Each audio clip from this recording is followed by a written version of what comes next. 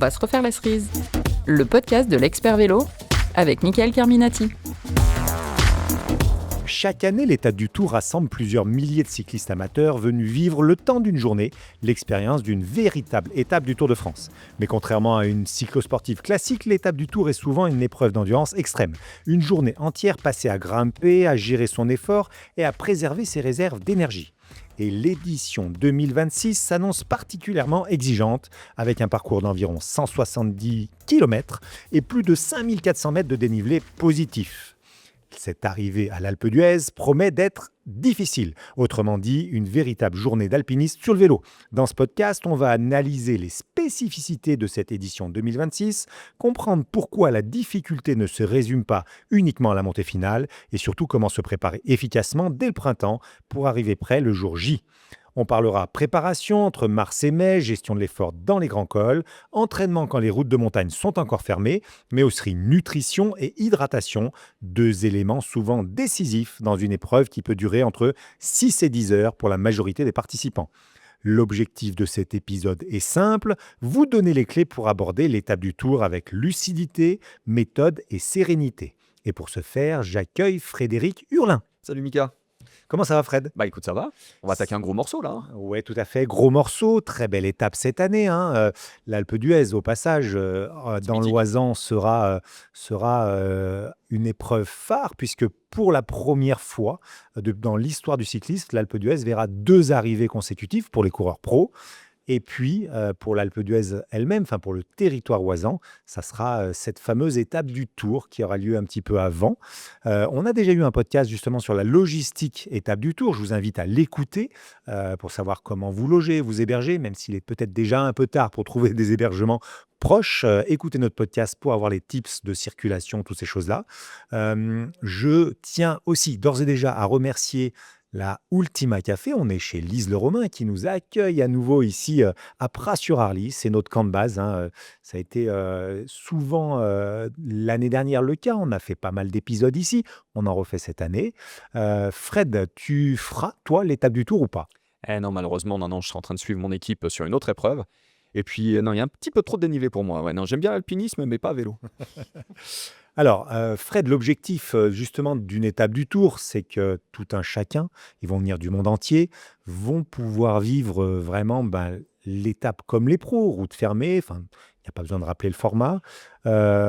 Mais cette étape-là, alors col de la Croix de Fer, col du Galibier, ça ne va pas être évident. Col de Sarenne pour finir, et l'arrivée en descente à l'Alpe d'Huez. Attention, pas tout à fait en descente. Pas tout à fait en descente, ça remonte un petit peu. Mais du coup, je l'ai dit en intro, 5400 mètres de dénivelé positif pour 170 km. C'est un vrai challenge. Ah, là, ça va être épique. Là, je pense qu'ils ont sorti une étape du Tour qui va rester dans les annales parce que 170 km, ça reste une distance accessible pour des longues cyclos, des grands fonds d'eau, mais les 5400 mètres de dénivelé, voilà, comme tu as dit, un Croix de Fer, Télégraphe Galibier, remonter le col de Sarenne, alors que c'est magnifique, mais par contre, je sais pas si tout le monde va en garder un très bon souvenir, parce que ça va piquer les jambes. C'est clairement un profil qui est hyper exigeant. C'est-à-dire que la Croix de Fer, lorsqu'on le monte du côté bourdoisan, c'est au moins 30 km d'ascension. C'est à peu près la même chose dans la vallée de la Maurienne, de l'autre côté, jusqu'au Galibier. Donc c'est très très dur, même si ça se fait en 2 étapes. Est-ce que tu peux nous expliquer comment il faut d'ores et déjà se préparer pour travailler le dénivelé ? Est-ce que très tôt dans la saison, toi, tu vas conseiller de travailler cette facilité à grimper ou ça va venir progressivement ? Alors, c'est toujours compliqué, parce que si vous habitez dans une région montagneuse, pour le moment, les grands cols alpins, ils ne sont pas ouverts. Ils sont pas ouverts, et ceux qui sont ouverts, attention, on a des belles journées, les routes des fois sont sèches, c'est parfait, même s'il fait un peu frais, mais attention à pas aller grimper des cols sur route humide, parce que les montées, c'est pas un problème, mais c'est les redescendre et arriver en bas du col sur ces 2 roues, sans être en hypothermie, ce qui peut hypothéquer une séance d'entraînement à suivre. Malgré tout, vu le format vraiment ultra montagneux de l'étape du Tour, ça a toujours été une épreuve de montagne, mais là, c'est quand même vraiment marqué.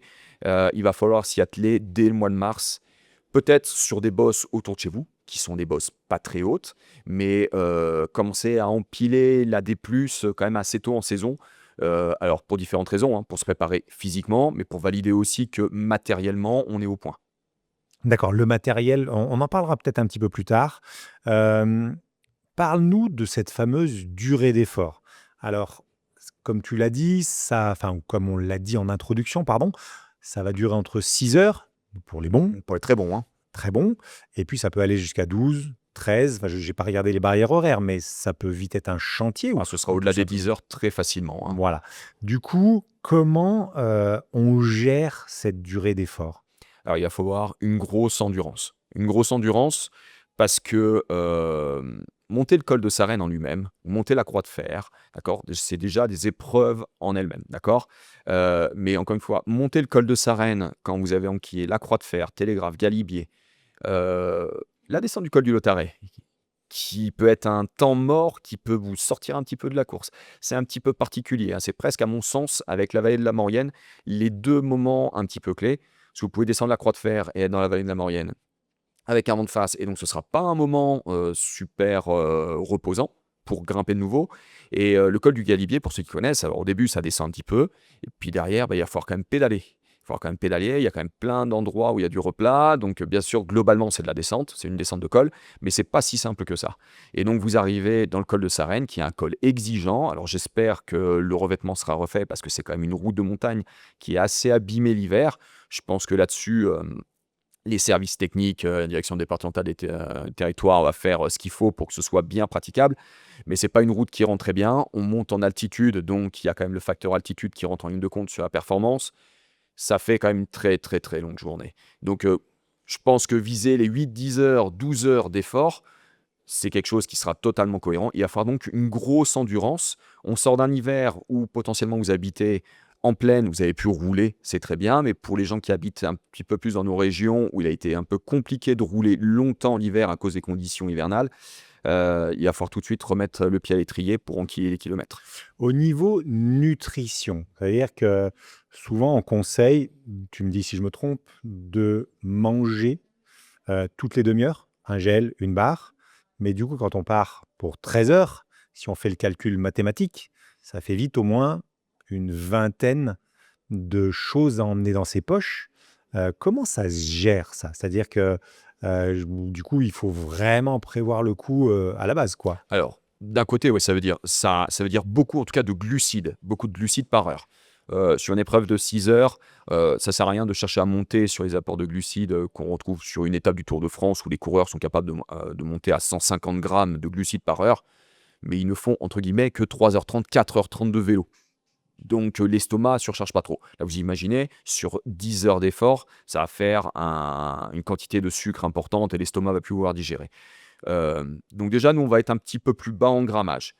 Deuxième chose, il y a quand même aujourd'hui des produits, des gels ou des boissons qui apportent énormément de sucre pour des quantités de produits assez limitées. Là où il fallait 60 grammes de glucides par heure, il fallait peut-être 2 voire 3 gels il y a encore quelques années. Aujourd'hui, il y a des boissons ou des gels qui sont très chargés, et pour ces 60 grammes, ce sera peut-être qu'un gel, un gel et demi par heure. Donc déjà, ça allège un petit peu les poches. Derrière, il va falloir aussi être très sérieux quand même sur les passages au ravitaillement, et pas se dire, je passe au ravito de l'étape du tour, le ravito de l'organisation, je passe, c'est bon, j'ai encore de l'eau, j'ai ce qu'il faut. Parce que vous ne pouvez pas vous charger avec 15-20 gels dans les poches. Donc il va falloir en ramasser en cours de route. Et puis il va peut-être falloir aussi s'organiser une petite assistance personnelle pour pouvoir récupérer des produits qu'on a l'habitude de consommer à l'entraînement et avoir sur des points clés. Ça va être compliqué parce que l'étape du Tour, je vous rappelle que les routes sont fermées, donc il faut quand même bien se caler là-dessus avec son entourage proche, sa famille, peut-être des amis de club, des copains de club qui vont pouvoir vous ravitailler. Mais pour récupérer là aussi des produits qu'on a l'habitude d'utiliser à l'entraînement, dont on sait que la digestion se passe bien, pour pouvoir continuer à manger tout au long de l'épreuve. Un conseil qui se rapproche déjà un petit peu plus de la pratique d'ultra-distance. Quand on va passer 10-12 heures sur le vélo, on ne pourra pas manger que du sucre. À un moment, vous n'aurez plus envie de manger, d'ouvrir un gel ou d'attraper son bidon très sucré, ça va devenir écœurant. Donc là, il va falloir peut-être penser aussi à faire un apport salé pour casser ce goût et avoir un vrai petit casse-croûte à manger.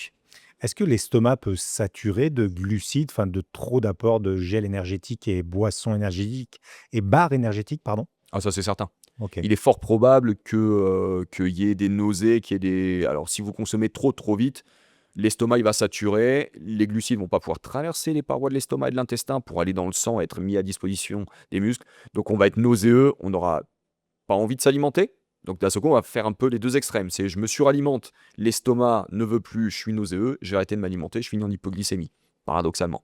Donc, c'est pour ça qu'il va falloir quand même bien varier. Il faut s'assurer en amont que ce qu'on consomme, on le digère bien, Bien qu'on sûr, a ça envie de le manger même c'est quand la on est base. fatigué, Ouais. que le goût, il est bon. Parce qu'attention, vous attrapez votre bidon qui est resté au frigo, qui s'est rafraîchi, où vous avez mis de l'eau fraîche dedans, vous avez mis votre boisson, très bon à boire. Mais quand ça va traîner dans un bidon qui va prendre le soleil parce qu'il fait 30 degrés dans une ascension, c'est pas tout à fait la même boisson que vous allez boire, vous aurez peut-être pas envie de la boire. Ok. Donc voilà, il va falloir tester, et alors j'ai un peu cassé l'ambiance, vous aurez mal au bide. Ouais. Mais donc, on est bien d'accord, jamais on prendra des produits qu'on n'aura pas testés au préalable. Mais du coup, ça veut dire quoi? Je me fais une sortie de 3-4 heures où je vais vraiment charger l'estomac, Ouais, avec ces alors, produits-là? il faut déjà entraîner son estomac. C'est-à-dire que vous ne pouvez pas décréter du jour au lendemain, boum, je me mets 100 grammes de glucides par heure. Il va falloir faire des sorties où je vais commencer à 30 grammes, puis je vais passer à 50, 80. Ah, 80 grammes, ça me travaille un peu l'estomac. On va continuer à 80 grammes. À un moment, l'estomac, l'intestin grêle vont accepter ça. Ils vont être entraînés. C'est ce qu'on appelle du training gut. D'accord. Ils vont être capables de digérer ces glucides. On va plus être nauséeux. Et on peut monter, ainsi de suite. Tout le monde n'a pas un estomac en carbone Kevlar prêt à digérer autant de sucre très rapidement. Donc ça peut se faire dès mois de mars. Mois de mars, vous commencez à rouler à 50 grammes. Ah, c'est un peu dur sur l'estomac. Bah, je continue à 50 grammes jusqu'au moment où ça passe et je vais augmenter de manière un peu empirique, très progressive, jusqu'à une autre étape du tour. Quels sont les signes clés qui montrent que le bide, comme tu dis, commence à être saturé?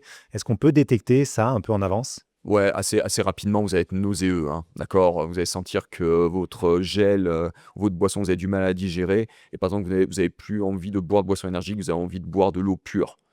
Donc encore une fois, c'est là que le goût des boissons est super important à tester pour être sûr qu'on a envie de boire. Soit un peu gourmand, même si on a du mal à se dire que sur une boisson énergétique ou un gel, c'est quelque chose de gourmand. Mais voilà, même fatigué, même quand on commence à avoir mal au ventre, on a quand même envie de le consommer. Parce que si vous arrêtez de consommer des glucides, malheureusement, à un moment, on n'aurait plus de réserve énergétique et grimper les différents cols de l'étape du tour, ça va commencer à être compliqué. Au niveau du pacing, c'est-à-dire cette fameuse gestion d'allure, donc on peut déjà un petit peu évaluer, à l'avance le temps qu'on va mettre, et se dire: «Moi, je vais viser tant et tant». Comment on peut le cibler ça quand on est, amateur, enfin quand on Bien est sûr. simple cyclosportif? Alors, quand vous avez un peu d'expérience du vélo de route en montagne, bien sûr, vous avez, et qu'en plus, par exemple, vous avez déjà pratiqué la Croix de Fer, le Galibier, l'Otaret, enfin, tous ces grands cols, vous pouvez aller regarder un petit peu vos segments, voir combien de temps vous avez mis. À prendre vraiment avec des pincettes, parce que si vous faites juste une montée Croix de Fer, vous redescendez, bah, vous l'avez fait, vous êtes échauffé, vous êtes monté, c'est quasiment, vous avez voulu faire votre meilleur temps, terminé. Bon, il va pas falloir se baser sur ce meilleur temps-là, d'accord? Parce qu'il va falloir être un petit peu plus dans la gestion. L'utilisation du capteur de puissance va vous permettre, en compilant des données de puissance au gré de vos entraînements et peut-être au gré de vos stages en montagne, si vous avez la possibilité de partir quelques week-ends en montagne pour vous tester, vos cyclos, vous allez peut-être faire en amont pour vous préparer, vous allez avoir des valeurs de puissance qui vont vous permettre de borner un petit peu votre effort. Après, il y a un repère qui marche assez bien, c'est que pour 1000 mètres de dénivelé, quand on est un cyclosportif moyen, une cyclosportive moyenne, 1000 mètres de dénivelé, c'est une grosse heure d'effort. On va dire entre 1 heure pour les bons cyclosportifs, 1h20 lorsqu'on est à un niveau un petit peu plus faible. Donc vous voyez, bah, derrière, vous allez regarder les dénivelés des différents cols du parcours, vous allez pouvoir tout de suite cibler un petit peu les temps d'effort. Il y a une chose aussi qui est souvent très compliquée, enfin moi j'ai souvent ce retour-là des gens qui font l'étape du Tour pour la première fois, c'est ils te disent: «Attends, l'ambiance elle est quand même bien pourrave» parce que, c'est chacun pour soi. Il y en a qui ont pas trop l'habitude de rouler en Bien peloton, sûr. ça peut frotter beaucoup, voire avec des gens qui ont jamais fait de peloton, et en plus, enfin c'est vraiment la guerre. C'est-à-dire qu'il y a pas d'entraide, c'est chacun sa gueule. Est-ce que ça, enfin moi je trouve que c'est important de le dire aussi. C'est-à-dire que quand on vient faire une étape du Tour, attention, c'est pas la convivialité d'une épreuve gravel, c'est pas la tracas, c'est pas toutes ces choses-là. C'est vraiment, Enfin, je pense que c'est pas une GFNY où il y a cet esprit un peu plus convivial. L'étape du Tour, elle est quand même sur cet esprit un peu, chacun sa gueule, quoi. Bah, il y a 2 choses. Déjà, énormément de participants. Donc il y a un moment, il y a pas vraiment de peloton qui s'organise et comme tu l'as dit, il y a des gens qui vont venir juste faire l'étape du Tour. Ils ont jamais accroché un dossard avant. Donc rouler en peloton, ils ne savent pas. D'accord? Donc c'est vrai quand ça commence à rouler un petit peu vite sur du plat, faut faire attention, il y a des gens qui savent pas tenir les roues. Donc faut repérer ces personnes-là et peut-être s'en éloigner, pardon, un petit peu pour éviter une chute. Ce serait dommage. Et deuxième chose, c'est une épreuve qui est tellement longue, on est quand même plus sur un contre-la-montre individuel. On va se concentrer sur son effort à soi, plutôt que sur une épreuve qui peut ressembler à des Coupes de France, où il y a vraiment des dynamiques de peloton, ça va attaquer, il y aura peut-être même des sprints intermédiaires, des grimpeurs, des points pour les grimpeurs à les gagner. Non, là, c'est pas ça. Le but du jeu, c'est d'arriver le plus vite possible vers la ligne d'arrivée. Donc il va peut-être falloir oublier, c'est vrai, cet effet peloton-groupe. Si on est capable d'utiliser un peloton sur des segments roulants, notamment toute la partie maurienne et sur le bas du col du Lautaret, ça peut être un intérêt. Vous faites aspirer par le peloton, c'est très bien. Vous allez économiser des forces pour les ascensions à venir. Mais par contre, toutes les ascensions, vous êtes concentré sur vous et uniquement vous. Le pacing, comme tu l'as dit, peut-être la puissance à développer, la fréquence cardiaque, parce qu'attention, vous montez en altitude et il peut aussi faire chaud. D'accord? Donc vous allez vous déshydrater, donc tout de suite, ça va influencer la fréquence cardiaque et votre rythme d'alimentation. Et pas forcément chercher à suivre un cycliste, un groupe qui roule à un bon rythme, qui va vous emmener en sur-régime. Ok, vous allez passer le col, mais derrière le col suivant, vous êtes cramé, vous ne mettez plus un pied devant l'autre. Il faut vraiment le dire, enfin, j'insiste là-dessus, hein, mais c'est vraiment, il n'y a pas de convivialité dans une étape du Tour. Très clairement, il n'y a pas l'assistance, l'entraide, c'est pas ça, c'est chacun pour soi. Et il y a une chose qui est même très dangereuse, encore plus que les montées, c'est les Les descentes. descentes. Parce qu'il y a beaucoup de cyclistes qui ne savent pas rouler. Des fois, à la sortie d'un virage à 50 km/h, on peut trouver un gars qui est là au milieu, en train de manger, en train de boire, ou tout simplement même des mecs qui vont descendre à une vitesse qui n'est pas la leur et qui vont vous faire peur, quoi. Donc, Ouais, ça c'est. j'insiste vraiment là-dessus, l'étape du Tour n'est pas conviviale. Il vaut mieux arriver avec cette optique-là. C'est un peu chacun pour sa gueule. Et être surpris à la fin, parce qu'en fin de compte, ça Voilà, s'est très bien passé. voilà. Mais tu sais, tu parles de la descente. C'est vrai qu'on a tendance à parler beaucoup de l'entraînement physio. Faut monter, faut monter, faut monter. Travaillez votre descente. Pour que vous ayez une marge de sécurité énorme. Vous descendez un col à plus de 50 km/h. Il y en a certains qui vont se projeter comme s'ils étaient dans le peloton du vrai Tour de France professionnel, qui vont potentiellement adopter des positions qui sont maintenant interdites en compétition parce qu'ils vont vouloir être un petit peu plus aéro. Il y en a d'autres qui vont avoir aucune technique, qui ont un gros physique, donc ils vont monter très vite en haut des cols, mais qui vont pas savoir descendre. Plus la fatigue. Plus la fatigue. Euh, Ayez vraiment une marge de sécurité en descente. Soyez vraiment conscient de vos points forts et de vos faiblesses. N'hésitez pas à freiner, à descendre beaucoup moins vite si vous ne vous sentez pas en sécurité dans un groupe. Parce que là, ça peut être des chutes déjà à haute vitesse, sur des cols alpins où il n'y a pas tout le temps une petite rambarde de sécurité pour vous arrêter. Alors encore, je ne sais pas si une rambarde de sécurité, c'est une bonne idée d'aller la rencontrer ou un muret, mais enfin, ça peut être vraiment dangereux. Et une chute massive, entre guillemets, où d'un seul coup, vous avez 20 coureurs par terre parce qu'il y en a un qui ne sait pas descendre, il a mis les roues là où il ne fallait pas, et il fait tomber tout le monde. Toute votre préparation, elle est par terre, vous vous êtes abîmé vous avez aussi abîmé potentiellement votre vélo, et l'étape du Tour, elle est terminée. Donc, travaillez votre descente, soyez habile sur vos trajectoires, vous serez sur une route fermée pour l'étape du Tour, c'est très bien, vous serez un petit peu plus libre de vos trajectoires, mais sachez déjà vraiment descendre de manière sécuritaire, sur une route ouverte, bien utiliser votre freinage et votre matériel. Vous pointez à l'étape du Tour, vous avez fait purge de votre vélo au niveau du frein, au niveau des freins, vos disques, vos plaquettes neuves, mais déjà un petit peu rodées, et vos pneus sont en très bon état pour éviter de percer dans une descente et finir par terre. Fred, on parle maintenant entraînement. On enregistre ce podcast à la mi-mars. Il sera sûrement dévoilé fin mars, début avril. Comment on planifie jusqu'à ce fameux mi-juillet pour arriver à son top? Je ne dis pas que tout le monde peut être à son prime, mais comment on peut arriver pour être à un niveau de forme suffisant dès maintenant? Vous avez deux écoles. Soit vous avez été un peu feignant durant l'hiver, ou vous êtes peut-être un petit peu dispersé sur les activités physiques, ce qui n'est pas un mal, hein, d'aller croiser un petit peu les prépas physiques. Vous habitez en montagne, vous avez peut-être fait du ski de rando, du ski de fond, et peut-être qu'en ville, vous avez peut-être, en plaine, pardon, vous avez peut-être roulé un petit peu moins parce que les conditions hivernales ne sont pas trop propices et vous avez peut-être allé faire d'autres activités physiques. Ou alors vous avez quand même borné durant l'hiver. Donc vous avez déjà quand même une base d'endurance qui est là. Dans tous les cas, à partir du mois de mars, en plus il va y avoir le changement d'heure, on va passer à l'heure d'été, donc il y a quand même cette possibilité de rouler un petit peu plus, un petit peu plus longtemps dans de meilleures conditions. Donc continuez à avoir une grosse base foncière.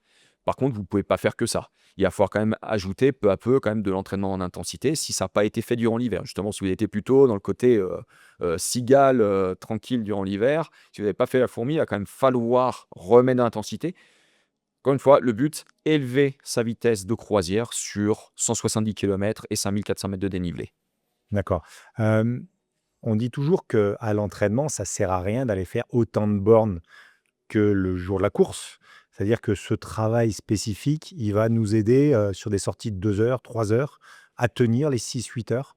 Alors, là, mars, avril, mai, il va de soi que d'aller se rentrer 150, 170 bornes, je ne sais pas si ça a un intérêt. C'est plutôt l'addition des kilomètres tout au long de la semaine qui va nous permettre d'avoir peut-être un volume de 200, 250 pour ceux qui ont un peu plus de temps, 300 km par semaine.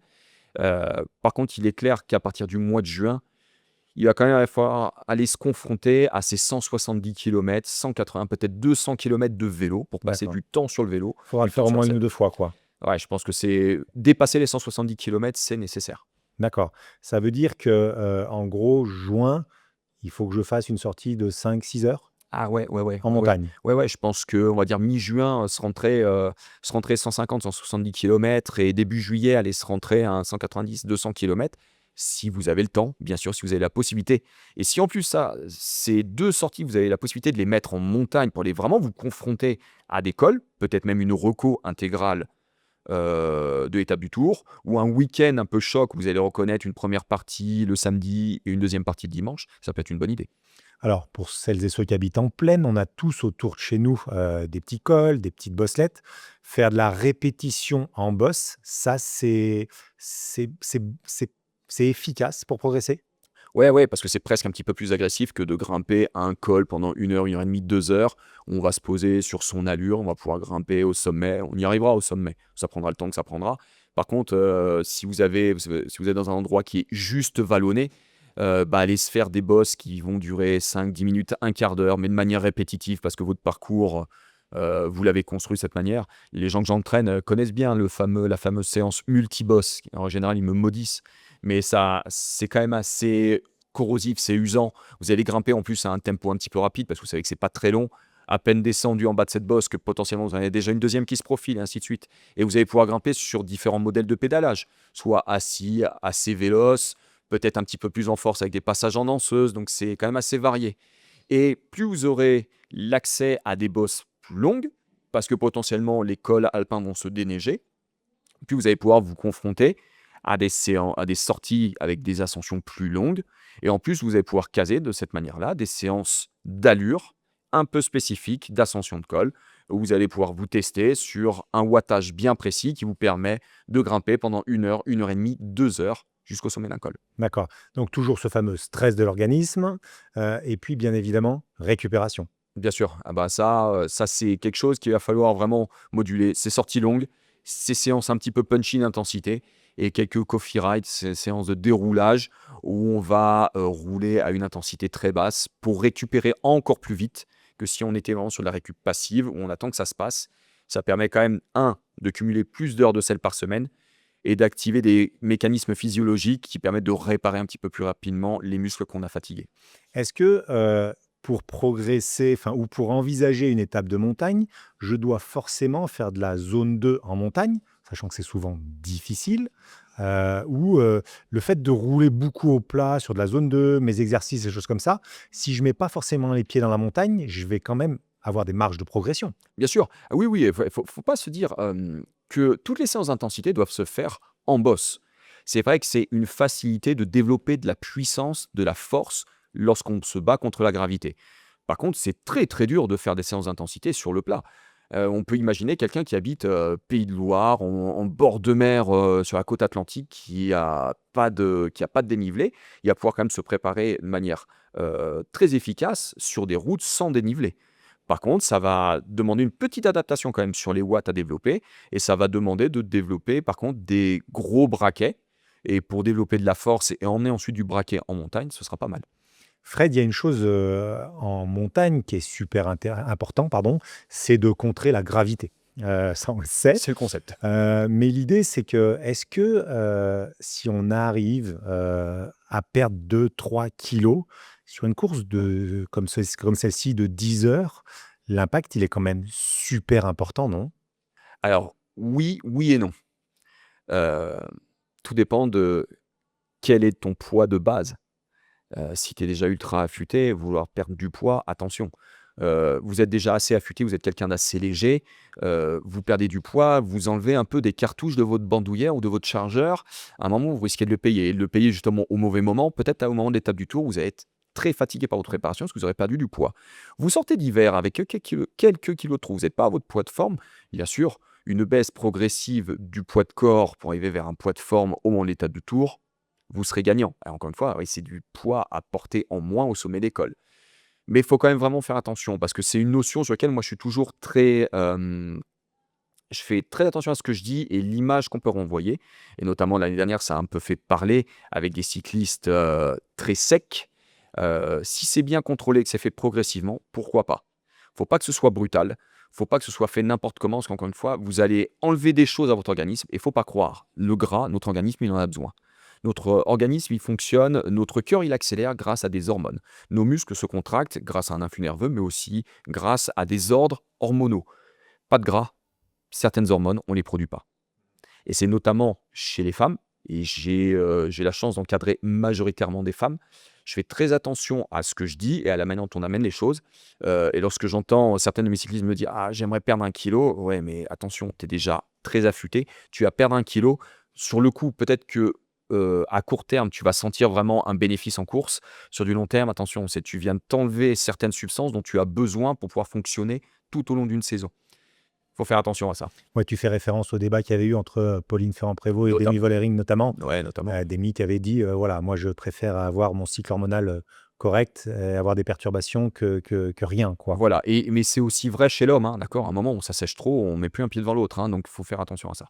Si je veux, alors pour des gens qui ont un peu plus de réserve, comme moi, j'en suis un très bon exemple, mais si je veux m'amuser à redescendre un petit peu, comme tu dis, on tape dans l'organisme. C'est-à-dire que la perte de poids, c'est aussi violent qu'un entraînement à intensité ou c'est tout rapport gardé quand même? Ah ouais, ouais, non, c'est ça, mais dans tous les cas, à mon sens, une perte de poids progressive, si votre préparation, elle est bien construite et régulière durant tout le printemps et début d'été, vous allez arriver à votre poids de forme au moment de l'étape du Tour.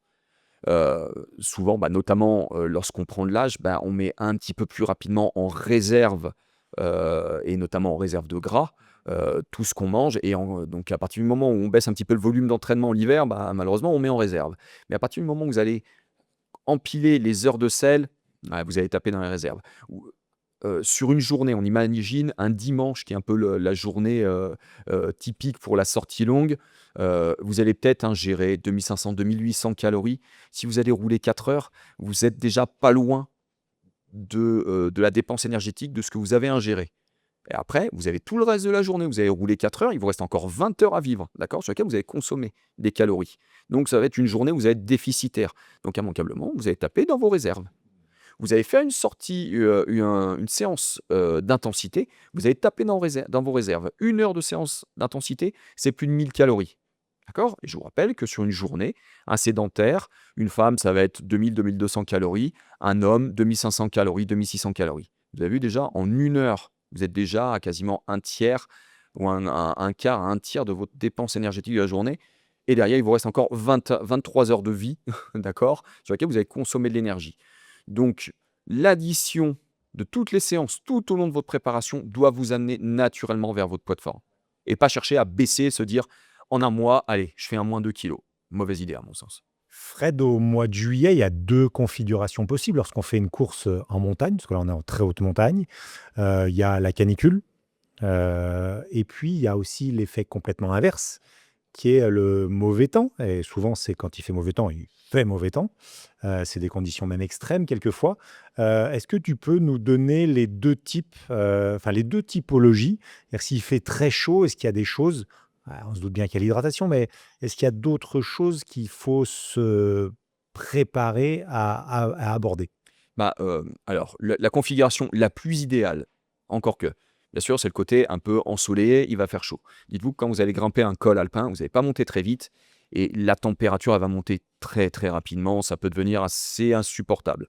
Surtout sur des cols, par exemple comme la Croix de Fer ou Sarenne, où vous êtes déjà, et puis de toute façon la fin du col du Galibier, vous êtes à un étage de montagne où il n'y a plus de forêt, donc l'ombre, vous ne l'avez pas. Donc c'est-à-dire quand ça tape fort. Donc bien sûr, tu l'as dit, l'hydratation. L'hydratation, et on ne peut pas s'hydrater qu'avec de l'eau parce que ça passe pas bien les parois de l'estomac. Là, la boisson énergétique est intéressante, ça va faciliter le passage du fluide, d'accord, de l'estomac vers les vaisseaux sanguins. Gardez en tête que du sang, c'est de l'eau. Vous êtes déshydraté, votre sang il est plus visqueux, votre cœur il galère à pomper, d'accord. Donc il faut rester hydraté. Immanquablement là aussi, à l'issue de l'étape du tour, tout à l'heure on parlait du mal de ventre parce que j'ai ingéré beaucoup de glucides, vous terminerez une étape du tour en ambiance chaude déshydraté. On n'est pas en capacité de s'hydrater autant que ce qu'on transpire. C'est comme ça. Par contre, il y a peut-être être intéressant de faire quelques entraînements dans la chaleur. Alors pas forcément ce qu'on appelle du heat training, qui est un peu la mode en ce moment, hein, d'accord? C'est de s'entraîner avec presque la combinaison, parce que je suis en train de repeindre chez moi et puis j'ai mis le chauffage et Ouais. pas forcément, mais Allez, c'est souvent transpiré, il y a beaucoup de sudation, voilà, beaucoup de dans quelque chose de sudation. plastique, c'est ça, c'est la mode. Voilà. Là, par contre, on peut faire un heat training un petit peu naturel, c'est-à-dire que quand il fait beau et chaud, peut-être pas partir à 7 heures du matin pour aller rouler à la fraîche, mais accepter d'aller rouler à la mi-journée et prendre la chaleur. Tout simplement, on va apprendre à notre organisme à évacuer la chaleur de manière efficace. Peut-être que les premières fois, on va vraiment galérer, on va vraiment être dans la difficulté, on va transpirer énormément et vous allez vous rendre compte que peu à peu, vous allez transpirer juste ce qu'il faut et donc vous déshydrater juste ce qu'il faut. Et à l'opposé, tu l'as dit, eh ben, c'est vrai qu'en montagne, même l'été, on peut avoir des conditions qui sont vraiment détestables. On peut même prendre la neige à plus de 2000 mètres d'altitude. Il pleut dans les vallées, il va pleuvoir, il va neiger à plus de 2000 mètres d'altitude. Donc là aussi, c'est pas tant de la pratique, mais ça va être de l'équipement. Faire attention à son équipement, avoir une bonne veste de pluie, savoir comment s'habiller pour ne pas avoir froid et notamment ne pas avoir froid dans les descentes qui sont des longs moments où il y a peu d'efforts physiques, on a transpiré. Grimper, c'est en général, on est bien. Mais en descendant, vous allez descendre la Croix de Fer. Si vous avez grimpé pendant 30 km, vous allez descendre pendant 30 km, vous arrivez dans la vallée de la Maurienne, vous êtes déjà en hypothermie. Donc là, il va falloir éprouver un peu son matériel. Et là, on pourra faire probablement un autre podcast vraiment juste avant l'étape du tour. Mais quand vous allez partir pour l'étape du tour, dans vos affaires, vous prévoyez tout. De l'ultra chaud jusqu'à l'ultra froid et pas vous retrouver en cuissard court, maillot manche courte et peut-être une petite paire de manchettes sur la ligne de départ alors qu'il neige en haut de la Croix de Fer. Bien sûr. La configuration de la course va faire que, comme tu l'as dit, entre 6 et 10 heures, voire plus, lorsqu'on passe la ligne d'arrivée, il y a peut-être encore des gens qui, de par la configuration de la course, je répète, vont devoir descendre à Bourdoisan pour récupérer la voiture, enfin pour se changer. Est-ce que à l'arrivée, il faut tout de suite manger, boire, commencer le processus de récupération? Ouais, ouais, ouais, ouais. Ouais, là, vous arrivez à l'Alpe d'Huez tout de suite, alors si votre estomac le permet, encore une fois, mais forcez-vous à manger. Vous avez une demi-heure dans laquelle l'organisme, il est vraiment preneur de tout ce C'est que vous cette allez fameuse ingurgiter. fenêtre métabolique, c'est Tout ça? à fait, la fenêtre Ok. métabolique. Ouais, vous avez une demi-heure, 3/4 d'heure, l'organisme, il est prêt à tout prendre. Donc allez-y, allez-y. Mangez tant que votre estomac, il est prêt à accepter ça. Mais vraiment, forcez-vous parce que d'ailleurs, si vous devez redescendre dans la vallée, redescendre à Bourdoisan, c'est pas un effort physique en tant que tel, mais que vous soyez encore bien lucide et qu'il n'y ait pas ce phénomène un peu de relâchement après course. Et je descends, et puis bah, malheureusement, au bout de 2 virages en épingle, je me mets une pelle, et puis bah, ça peut être dangereux parce qu'il y aura beaucoup de monde là aussi sur la route, des voitures, des cyclistes. Donc il faut descendre en étant pleinement lucide, et pour ça, il faut avoir rechargé en énergie, il faut que le cerveau il ait quand même un petit peu d'énergie aussi pour avoir de l'attention, de la concentration et bien piloter. Au niveau des étirements et des séances notamment de relaxation qu'on pourrait faire après la ligne d'arrivée, le soir, c'est important de passer vraiment du temps à relâcher le corps. Alors, de l'étirement pur et dur, je sais pas, parce qu'on a quand même bien abîmé les muscles. Aller tirer sur un muscle abîmé trop fort, je sais pas. Par contre, il y a quand même, il y aura probablement tout au long de l'étape du tour, peu à peu, des douleurs posturales. On a beau être bien positionné sur un vélo, vous passez 10 heures sur la selle, l'organisme, il est pas fait vraiment pour ça, quoi, hein. Il est fait quand même pour bouger de différentes manières et 10 heures d'un mouvement répétitif, ça peut être important et vous pouvez avoir potentiellement des douleurs dorsales, lombaires. Donc passez un petit peu de temps pour étirer doucement, j'insiste sur doucement, ce qu'on appelle la chaîne musculaire postérieure, c'est-à-dire les mollets, qui sont attachés aux ischios, l'arrière des cuisses. Ces ischios eux-mêmes qui sont attachés aux fessiers et qui sont attachés à tous les muscles du dos. Donc c'est important parce que ça vous permet de retrouver peu à peu du confort pour essayer, tenter de faire une bonne nuit de sommeil. Et puis peut-être que le lendemain de l'étape du tour, vous êtes dans la voiture, vous allez rentrer chez vous. Et si vous voulez avoir un minimum de confort dans la voiture, je pense que c'est des étirements qui sont importants. Fred, si tu devais résumer en quelques mots la préparation pour cette étape du Tour, c'est quoi? Ne tardez pas. Ne tardez pas parce que cette étape du Tour, c'est vraiment une journée d'alpinisme à vélo, hein. Ça va être épique, hein. 5400 mètres de dénivelé. Je pense que là, ils ont mis la barre haute. Prenez-en conscience et ne traînez pas dans votre préparation si vous ne l'avez pas engagé. Il va falloir très rapidement avoir un bon kilométrage et rapidement aussi mettre de la bosse, mettre de la D+, dans son entraînement. Même si c'est à base d'une sortie de 1000 mètres de dénivelé, puis après, au mois de mai, ce sera peut-être des sorties de 2000 mètres, puis après des 3000 mètres de dénivelé, ce qui fait déjà des belles sorties de montagne, mais il va falloir en manger, hein, de la montagne. Parce que physiquement, il va falloir se préparer et matériellement, il va falloir aussi être sûr de là où on va. Et deuxième chose à préparer, c'est tout le côté alimentaire. Entraîner son organisme à assimiler des grosses doses de sucre, et ça commence maintenant. Il y a des gens qui ont un estomac très solide, ils pourraient presque commencer la veille de l'étape du Tour, ils sont en capacité d'ingérer des fortes doses de sucre. Tout le monde n'est pas fait comme ça. Il y a des gens déjà à 30 grammes de glucides, ils sont nauséeux, donc il va falloir l'entraîner et commencer là dès le début du printemps pour être sûr que au mois de juillet vous êtes opérationnel. Je pense que c'est une très très bonne idée. Les tips pendant la course, gestion du pacing, enfin de l'allure, gestion de la nutrition, gestion de l'alimentation. Ouais, voilà, je pense que c'est les 3 piliers. Alors c'est vrai que et c'est pour ça, tout à l'heure, tu disais que l'ambiance sur l'étape du Tour est pas forcément super fun. Ouais, parce que tout le monde, en fin de compte, est aussi très concentré sur ce qu'il fait. Pas oublier de s'hydrater, pas oublier de manger. S'hydrater sur l'étape du Tour, en plus, au mois de juillet, même s'il fait froid, c'est dès le premier quart d'heure, vous commencez à boire. Dès la première demi-heure, vous commencez à manger, hein. Vous attaquez, à mon sens, la croix de fer, vous avez déjà mangé une demi-barre pour être sûr d'avoir de l'énergie tout au long et surtout que l'estomac, sur une épreuve aussi longue, ne s'arrête pas de fonctionner, soit constamment en train de digérer un petit peu quelque chose. Si c'est en haut de la croix de fer que vous dites « Ah, j'ai pas mangé, ce serait peut-être temps que je m'y mette », c'est trop tard. Donc à travailler vraiment très très tôt. Étape du Tour 2026, Bourdoisan, Alpe d'Huez, avec des cols mythiques, hein, la Croix de Fer, le Télégraphe, le Galibier et ce fameux Sarenne pour finir. Merci Fred de ces quelques conseils. Mais c'est un grand plaisir. Vous avez tout le printemps pour vous préparer. Où est-ce qu'on te retrouve, Fred? Moi, vous pouvez me retrouver si vous avez besoin notamment d'un coach pour préparer cette fameuse étape du Tour, sur azurperf.com ou sur mes réseaux sociaux, Azur Performance sur Instagram notamment. Vous pouvez m'envoyer un petit message perso et puis je me ferai un plaisir de vous répondre. Et puis après, n'hésitez pas à venir nous retrouver à la Ultima à Pras-sur-Allie. C'est un endroit qui est très sympa et puis on est entouré de très beaux cols justement pour se préparer pour l'étape du Tour. Voilà, on remercie Lise de son accueil, ici Lise Le Romain, bien évidemment. Venez découvrir la Ultima Café, ce petit café, ces petits gâteaux faits maison. C'est très très bien. Fred, je te dis à très bientôt. Avec un grand plaisir. Salut tout le monde. Quant à nous, on se retrouve pour un prochain podcast. Abonnez-vous à la liste de diffusion de l'Expert Vélo. Abonnez-vous aussi à vos plateformes de diffusion favorites de podcasts afin de rester informé des dernières parutions. Je vous dis à très très vite pour un prochain podcast ou une prochaine vidéo. Ciao ciao. Retrouvez toute l'actualité de l'Expert Vélo sur www.l'expertvélo.com.